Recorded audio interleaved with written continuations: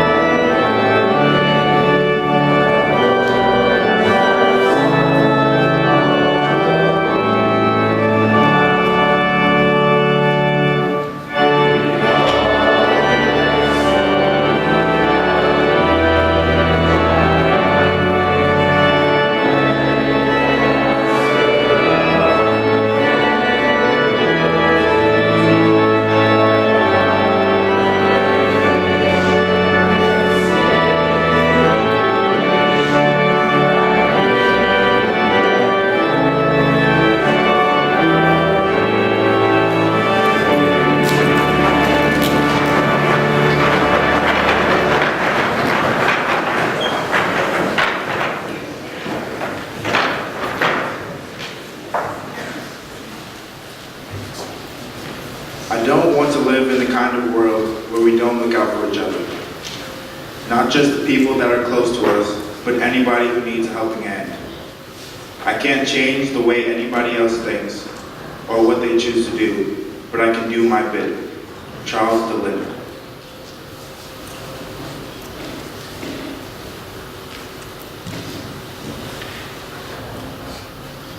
Good morning. My name is Whipple, and I'm a 5th Form Day student from Avon. 4 years ago, on an early July morning, I was awoken mid-sleep. It was one of those days when one late-night YouTube video led to another, and then you see it's 2:30 a.m., and you realize there's little point in going to bed. Honestly, not even an email from Stone about General Tso's Chicken Day, evidently the best lunch known to man, would have excited me about the day. Nevertheless, I was dragged out of the house and taken hostage in the back of my mom's car. Eventually, we arrived at a school in the middle of Hartford, of all places. I was sure my mom had signed me up to clean out an empty old school building, and I was going to spend the day waxing floors and dusting shelves all by myself. Little did I know that the next 3 hours would change my life forever. Much to my surprise, there were young boys in the building, wearing Covenant Prep shirts, reading. After acting mostly as a sitter to the 5th graders for the better part of the day, I realized they definitely did not want to spend the hot summer morning learning. Not a single one of them did. All they wanted to do was trash talk each other's skills before the big game. I figured I would just be there making sure no tears were shed or no basketballs were hurled at the little ones. Instead, I saw kids from all grades coming together, picking teams for their daily competitive full-court basketball game. In a game with both fully grown rising high schoolers and innocent grade schoolers, I expected a scene similar to a Bad News Bears squad before the girl joined their team. Completely in over my head, I entered the game with great confidence. This lasted all of one play. One scrawny kid, no more than a year or two older than me, was driving toward me down the court faster than anyone could anticipate. He crossed me up and sank a 15-foot jumper. Conveniently, that very kid was, no, not Delando. He was probably doing sprints on the sideline or throwing the football from one end to another. When recess was over and I was walking out the gym, a bunch of fifth graders swarmed around me. They were begging me to come back the next day. I was absolutely shocked that they wanted me back even after my game was just embarrassed by a bunch of sixth graders. But I couldn't say no to them. It was at that moment that I began to realize how truly special this group of kids was.